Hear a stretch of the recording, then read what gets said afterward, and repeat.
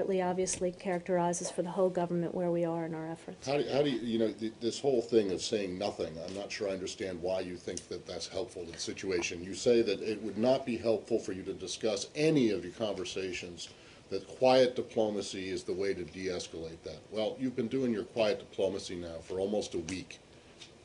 How's it going so far? We are working hard with the parties. We're working hard with to anybody that maybe being less quiet might get more results? The squeaky wheel gets grease, that kind of thing? I'll let the You're being silent while people are dying left and right. Matt, we are being far from silent. The president You're not telling us anything about what you're. When the Turks come out, when the leaders of Turkey come out and say that Israel is engaged in acts of terrorism, and you refuse to say that you don't agree with that, or maybe you do agree with it, that's being silent. Matt, we have made a decision that we need to engage in our diplomatic work diplomatically. We have been very, very clear about where we stand on this, which is that we don't practice diplomacy from the podium.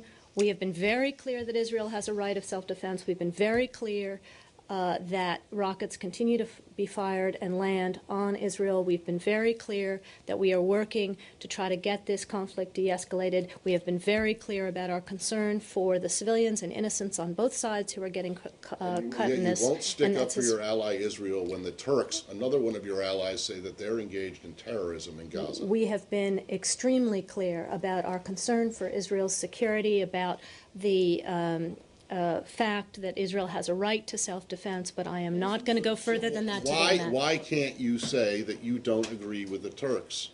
Because I'm not going to get into a public spitting match with allies on either side. We're just not going to do that. And okay? You think that that's worse? A public spitting match with one of your allies is worse than hundreds of people dying every day?